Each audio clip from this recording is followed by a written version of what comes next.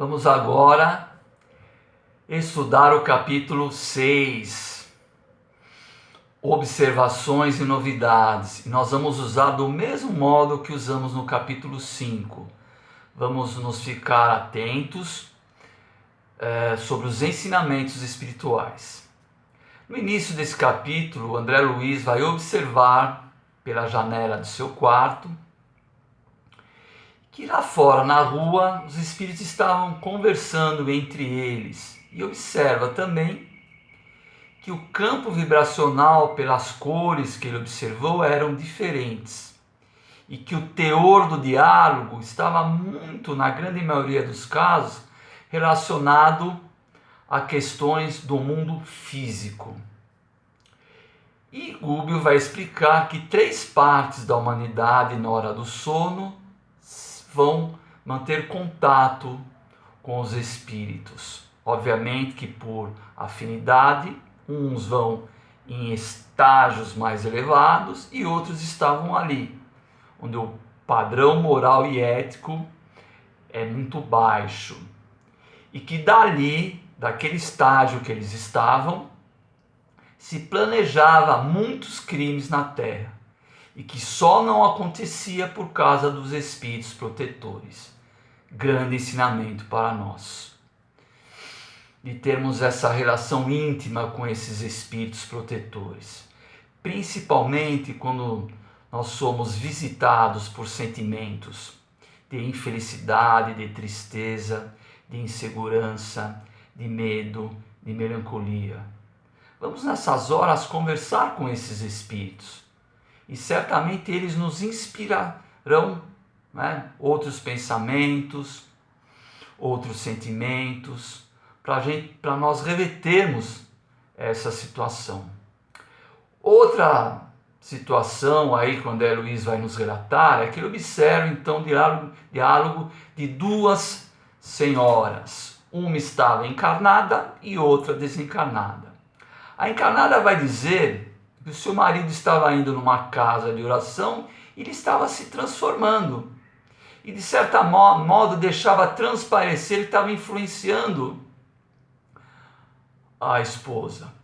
E a mulher, então, desencarnada, fala para não deixar isso acontecer, pois iria atrapalhar o seu planejamento de vingança. Então, se caracteriza aí um processo de obsessão. Ter relação com a espiritualidade não tem problema nenhum. A questão é quando é um processo obsessivo, onde o espírito interfere diretamente na decisão do nosso livre-arbítrio. Então cria-se aí um processo de obsessão. E Gubbio vai falar para André Luiz que ela poderia se desligar dessas irradiações desse espírito desencarnado se ela colocasse a sua mente para as questões edificantes e que ela deixaria de ser então uma matéria absorvente dessas irradiações para transmitir, emitir uma matéria, uma radiação luminosa, boa para o espírito obsessor, tanto quanto para aquelas pessoas que ela convivia. Aí ele vai usar uma expressão interessante, que todos nós somos satélites entre nós, ou seja, nós influenciamos as pessoas quando emitimos coisas boas, edificantes. Aí André Luiz vai observar nessas 2 senhoras que certas esferas ovoides ficavam gravitando elas, e umas paradas e outras em movimento. E depois ele observa que essas mesmas esferas ovoides estavam em outros espíritos ali, onde ele estava vendo. E vai questionar então a Gubbio o que seria essas esferas ovoides que tinham tamanho de um crânio mais ou menos, e nós sabemos que que geralmente tem uma cor acinzentada. Então, nesse diálogo, Gubbio vai perguntar a André Luiz se ele já tinha ouvido falar da expressão segunda morte, e diz que sim, que eram então espíritos que alcançavam estágios evolutivos muito acima dos nossos e que eles deixavam então o seu perispírito para se moldarem de perispíritos com matéria mais sutil. Então eles deixavam o perispírito grosseiro. E Gubbio vai ensinar que, da mesma forma que os espíritos que procuram evolução, os espíritos que trabalham, se esforçam e vão evoluindo, eles vão deixar essa matéria desse perispírito de agora e vai adquirir um perispírito diferente, mais sutil. Então eles deixam esse perispírito que eles estão usando neste momento. E é chamado isso de segunda morte também. Tem outros exemplos, não cabe aqui nós comentarmos. E que essas esferas ovoides eram espíritos que fizeram um processo inverso.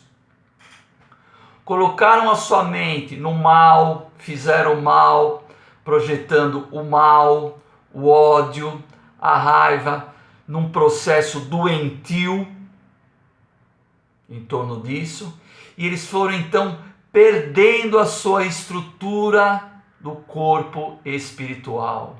Eles perderam o perispírito e só sobrou o quê? A mente envolvida pelo campo mental, que são essas irradiações, vibrações que envolvem a mente do espírito. E que a nossa vida, a vida evolutiva do espírito, se baseia justamente nisso, num processo de encarnação, desencarne, encarnação, desencarne, encarnação, desencarne, para nós irmos evoluindo espiritualmente até o ponto de nós trocarmos a matéria do nosso perispírito por uma matéria mais sutil em outros planos de existência que, segundo eles, não tinham pouquíssimo conhecimento.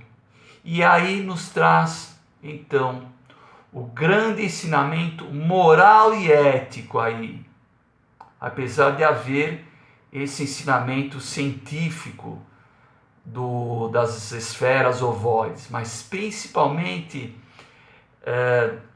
essa observação do nosso progresso espiritual e o valor que existe a nossa encarnação e o nosso desencarne.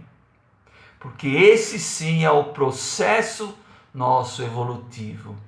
Então a forma como nós olhamos o nosso corpo físico, essa oportunidade da vida aqui terrena, e também a forma que nós olhamos o desencarne, nessa hora, então, o ensinamento nos convida a trocar esse olhar. Não olhar o desencarne de uma forma fúnebre e sofredora, e também olhar a vida de uma forma elevada, porque nós dependemos dos dois. Vocês e eu não vamos viver aqui eternamente, nós vamos desencarnar. É só uma questão de uns ir mais na frente e outros irem depois. E nós nunca sabemos quando isso vai ser. Então, olharmos a vida e olharmos o desencarne, principalmente, de uma visão diferente, sendo um processo natural, um processo comum.